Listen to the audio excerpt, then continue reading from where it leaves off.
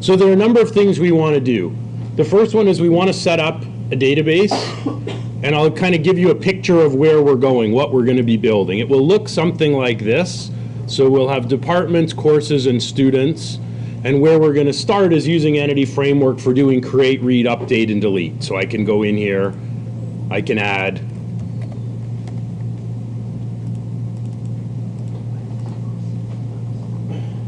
new records, I can edit them, or delete using Entity Framework. So we'll see how far we get with this today. We might get all of create, read, update, and delete done. If configuration works really well for everybody, great. If we only get partway through, we'll pick up with whatever we haven't finished this week, next week. So we'll make a new solution. We'll add a master page in Bootstrap. We'll set up our database. So it will take us a little while to get everything set up. And then we can look at how do we implement the implementation of Entity Framework to get this done.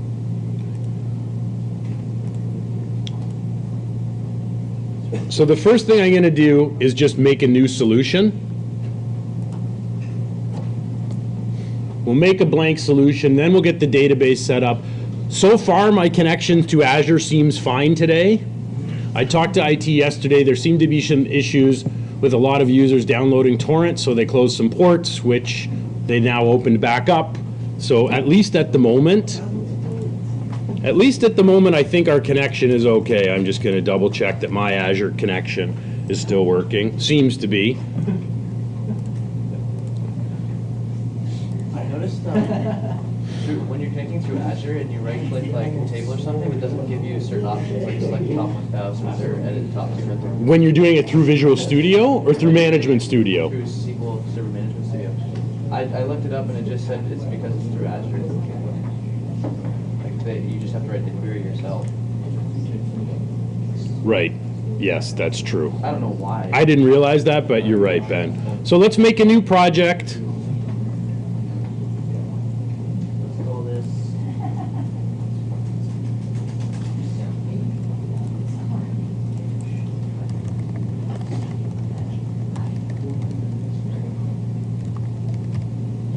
So I'm going to call it Lesson 5 Wednesday.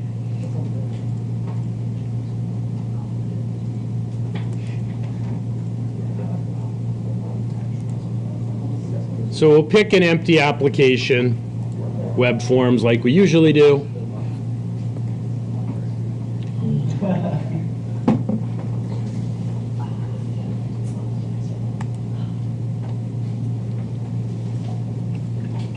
We'll click OK.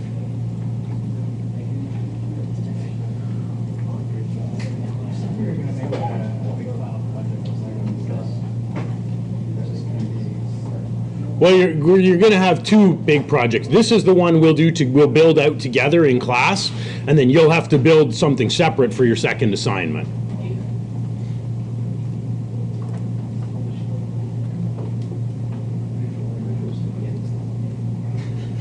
Okay, so maybe what we'll do is let's set the project up. Let's set up a master page and a home page. We'll get the project running, then we'll go and we'll script out the database. So the first thing I'm going to do is add a master page. So I'm going to choose web form master page. Doesn't really matter what you call it.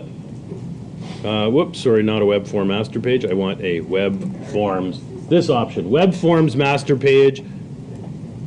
I'll just call it site.master.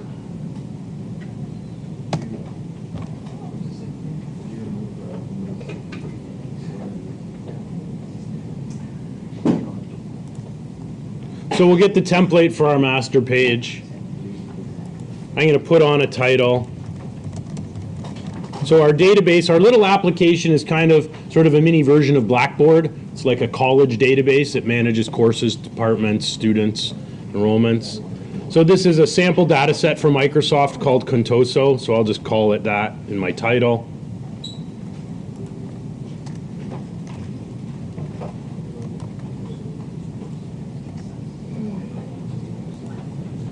I'll put on a navigation bar. I'll add a few Bootstrap classes in a minute. So we'll put on a link to home.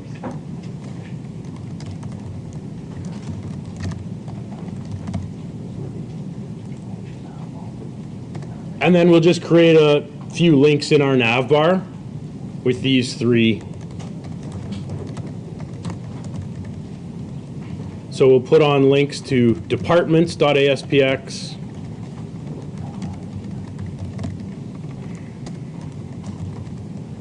courses.aspx,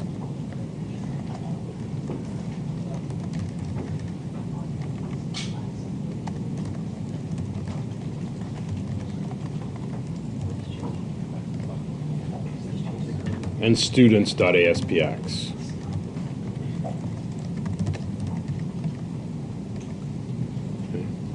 We'll add the Bootstrap CSS links and we'll add a bit of styling to this in a minute.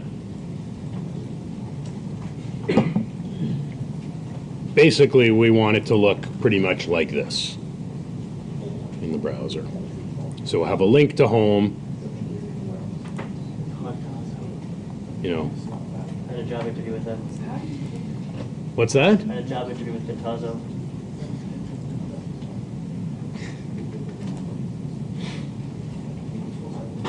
And then down below my form at the bottom, we'll put on a footer.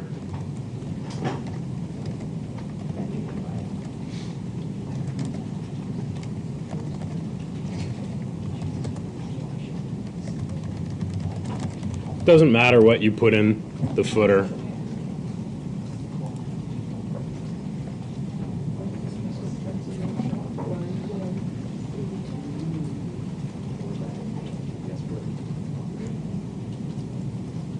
Shouldn't they be in separate LI tags? Yes, they should. Thank you.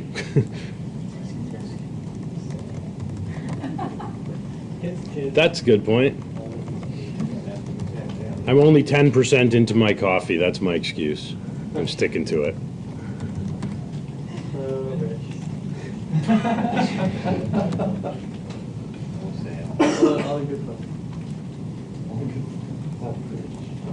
Thank you. Yes, that's probably better. So I'm just going to grab the Bootstrap and jQuery links off of Blackboard, and I'll paste the Bootstrap, the two CSS links in the header, and the two JavaScript links down at the bottom of my body. So on Blackboard, in Tools and Resources,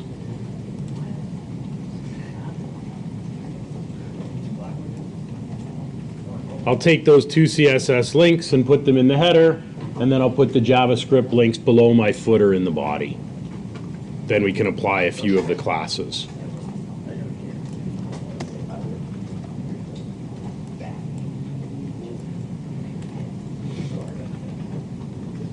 So the two style sheet links inside of head,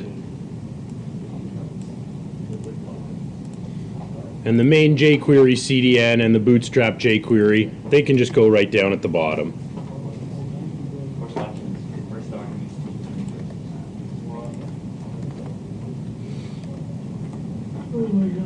So two JavaScript links at the bottom, two CSS links at the top. Again, in course documents, tools, and resources down at the bottom.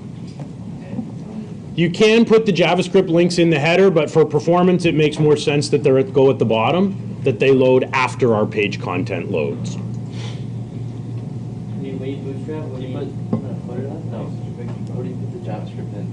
Just at the end of the body? Yep, so I've put it after the footer. Last thing before the end body tag is typically where you find them.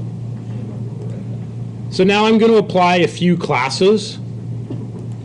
Under my nav, I'll apply a class of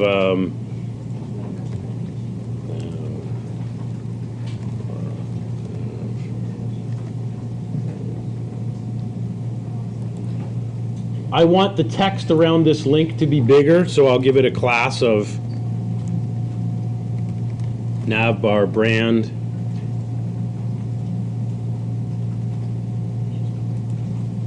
I'll give the footer a class of alert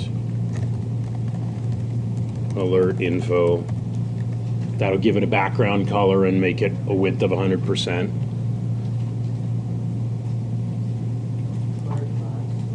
I'm slowly learning the Bootstrap classes. I'm not sure if these are the ones I want to use or not. I guess we'll find out shortly. Just keep using wells. Wells graphic was attention. We can use the wells, sure. So let's see how this will look. Yeah, I think this is right. Oh, I think I need to apply something here to my list.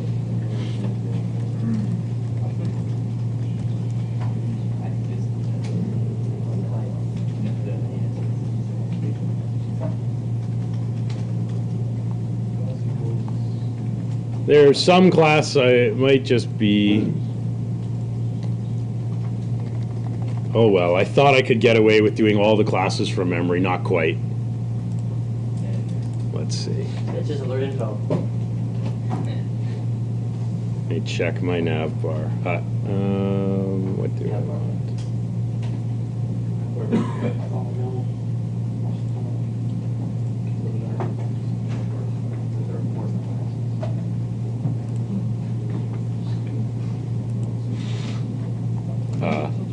Nav bar nav.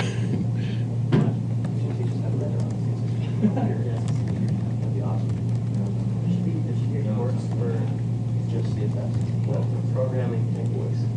So they give you a problem and you gotta do it in the most efficient way. So that one is. So on my nav tag, I'll use nav bar default, and on my UL tag, I'll use nav bar nav.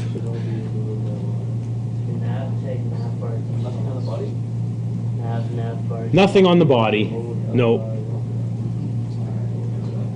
And around this div, around our main content, I'll give that a class of container.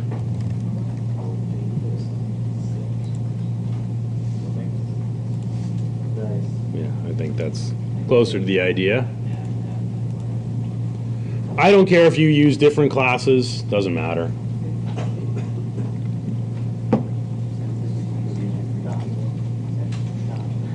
So I'm going to add 4 pages, default, departments, courses, and students. Each one will use the master page. Then we can run the application and at least make sure all of our links are working.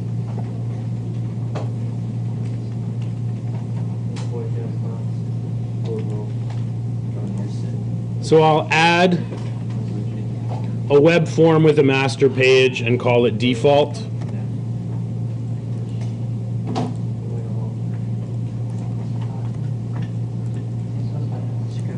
And then I'll add my 3 other pages.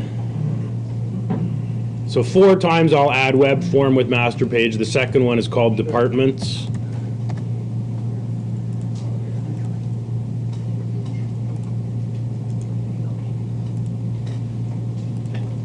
The third one is called courses.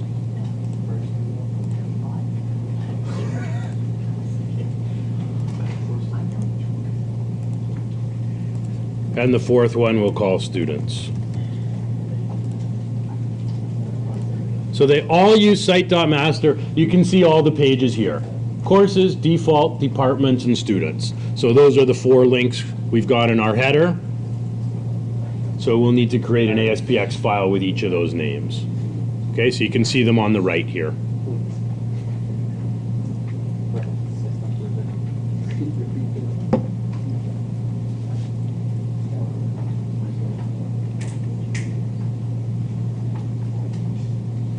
Departments.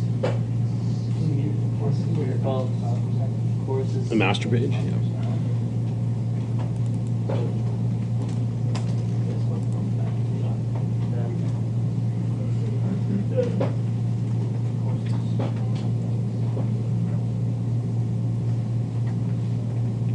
So once we have those 4 pages, we should be able to run the application, launch IIS Express, and all 4 of our navigation links should at least load a page where we get our header and footer. So they'll all look identical. The default as well? Yep. So I'll start the application. We'll get it launched. So they should all look the exact same at this point, but at least they all work. Oh.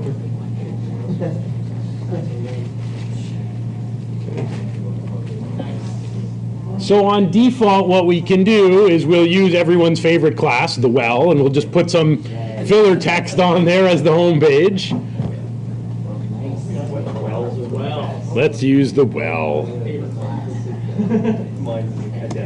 So in the well, I'll put in, first I'll just put on a heading.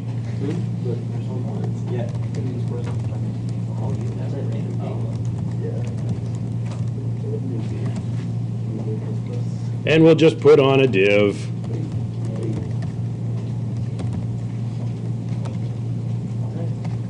With some filler text. Class equals what? Is that part of jQuery or is it like part of? That's a Bootstrap class. So what's the other content one for? Just the header? Yep, that's if we want dynamic. So notice this has got content placeholder 1. This is an ID of head. Yeah. The content placeholder here, that's for the main content.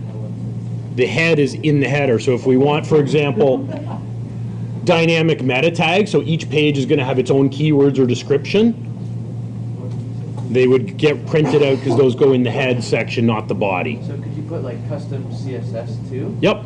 That's cool. Yep, we can put whatever we want and it'll get rendered in the head section of the page.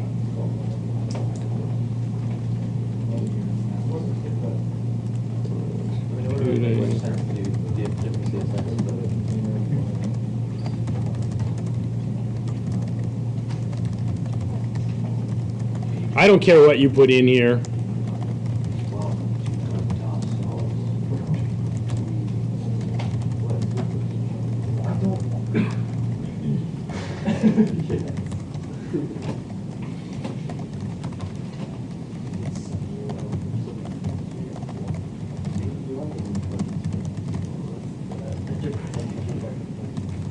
You don't have to copy my text. I don't care what you put on there. Doesn't matter.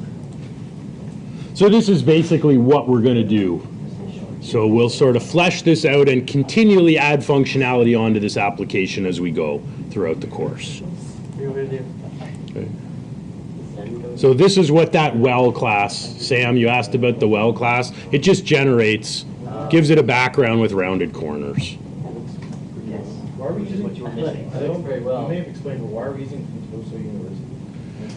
It's an existing data. It's a sample database from Microsoft that they gave that you can download from Microsoft. So it doesn't really matter what we're building. We just need some kind of relational database that will run on Azure. So I've created a script. It's got these 3 tables. It also has an enrollments table. So every enrollment has a student and a course.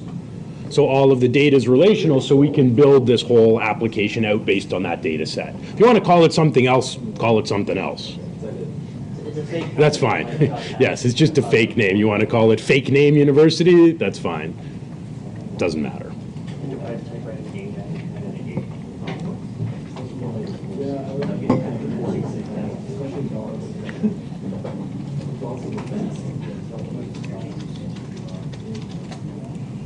Okay, so let's set up the database now. Now I think in class last week, if memory serves, did we not create databases, but then we couldn't connect to them? Is that right, or did we not even create them on Azure? We created a local one, but we Created on Azure, but we couldn't connect. We couldn't connect to it. Okay, we should be able to connect to it now through Management Studio. If we can't, we can run it locally for today. It's not the end of the world. I can connect to mine on Azure. So if you open up Management Studio, and it doesn't matter whether you're on the lab computers or your own, if you're on a lab computer, I think it's under Programs, Computer Studies, Microsoft SQL Server 2008, R2, I think. And then you'll want to open up, I'll close mine, you'll want to open up SQL Server Management Studio. So we will try to connect to our Azure databases. If not, if you have to work locally, we can. I'm able to connect on mine. You're shaking your head? You still can't connect? I don't even have token yet.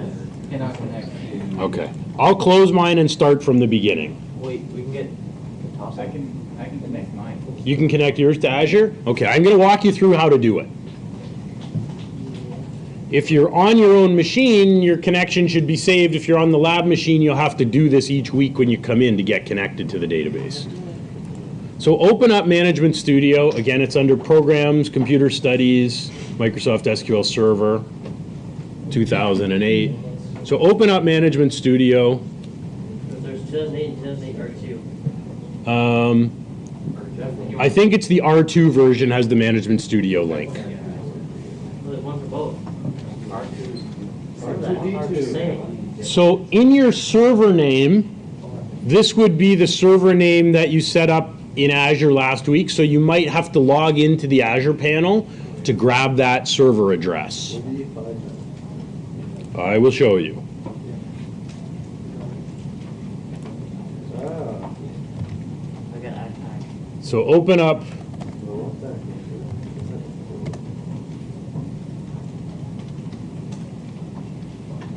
Well, if we can avoid connecting to the ACPAC server we want to try connecting to Azure instead.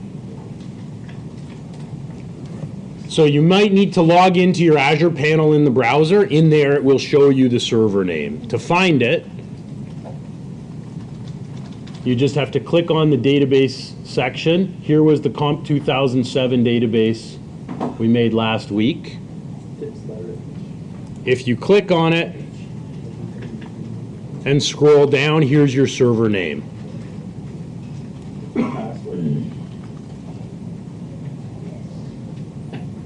So you can copy that server name, paste it in here to Management Studio into the login box, and you might need to put -1433, that's the default port for SQL Server. I'm not sure you'll be able to connect without the port number. So put in comma and the port number afterwards. Blake, did you put it in? No, you didn't. You connected without it. Then for authentication, pick SQL Server Authentication and your database username and password that you created last week that you all put in a file somewhere because I told you you couldn't lose those credentials.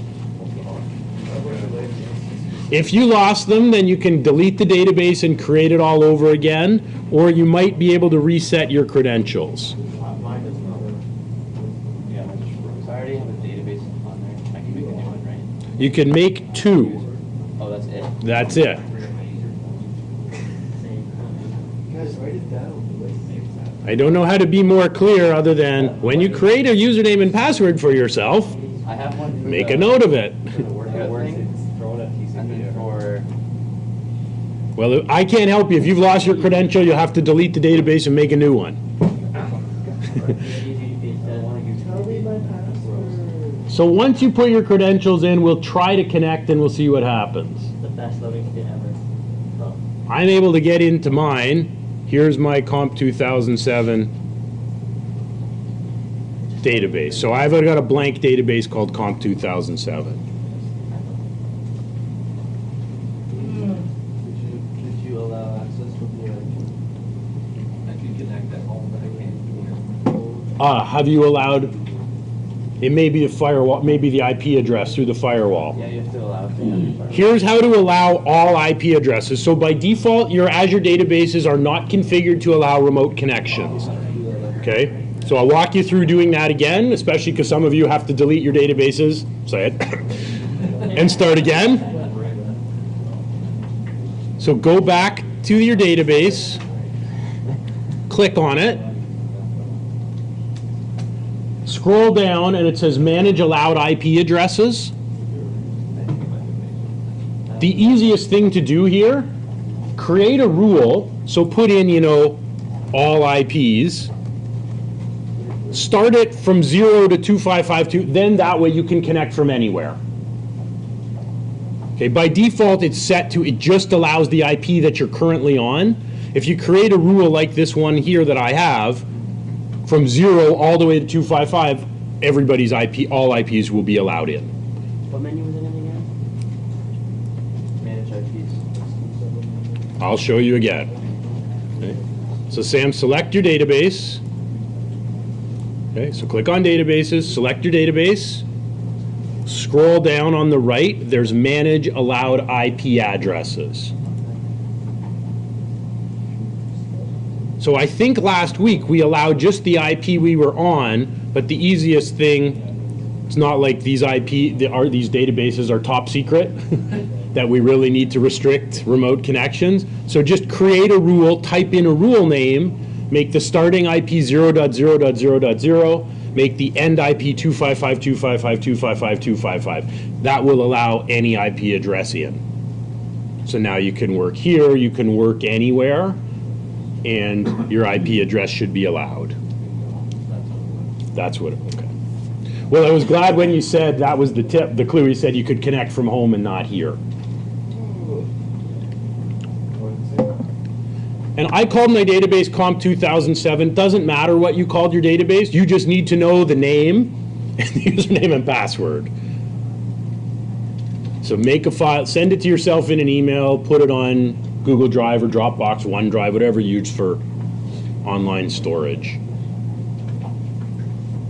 What's the suffix for the domain? I only get the prefix. Click that.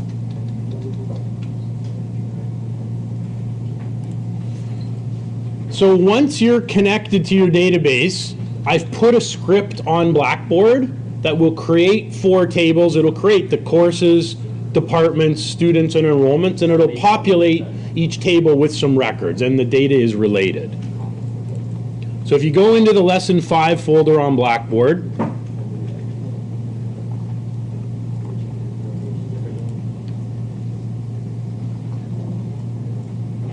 so down at the bottom, the last item says Contoso DB SQL script. So download that file. Just save that link. Download it anywhere on your machine.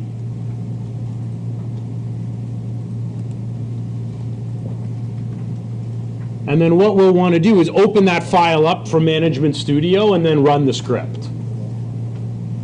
So if you just click on your database and click New Query, we'll get a blank query window. And now I should be able to choose File and Open File. And I can browse to that SQL script I just downloaded. So it will create the tables. It'll create 4 tables. It'll add foreign keys where applicable, so our tables become related. It'll create 4 departments, 8 or 9 courses, and I think 9 student records and some enrollments with grades. So just should be able to check it. I should be able to execute the whole thing. Oh, I get the same thing.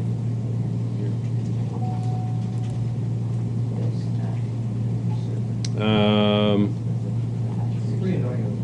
There's an object. Sorry?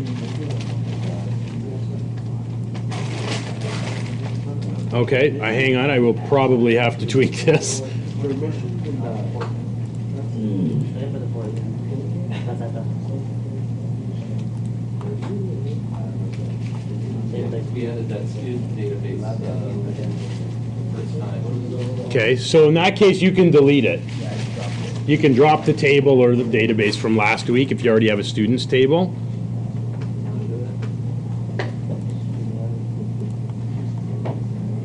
Hang on, we may have to run this into...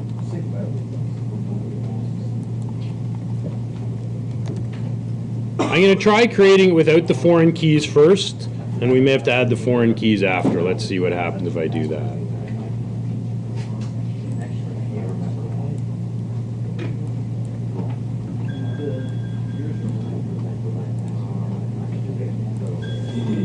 Okay, hang on, I'm going to make one change to it.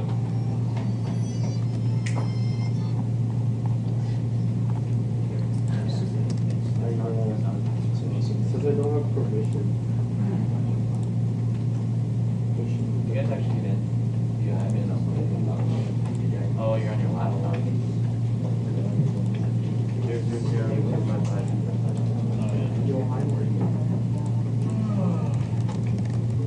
I don't think we can get it. It's not working, Rich. If you're on a laptop, it's fine.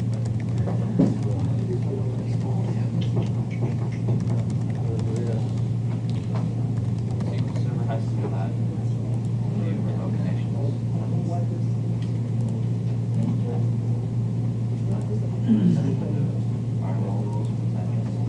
Okay, sorry, I'm going to make one change to the file. I'm just going to re-upload it again. I realize a few people are having issues with it.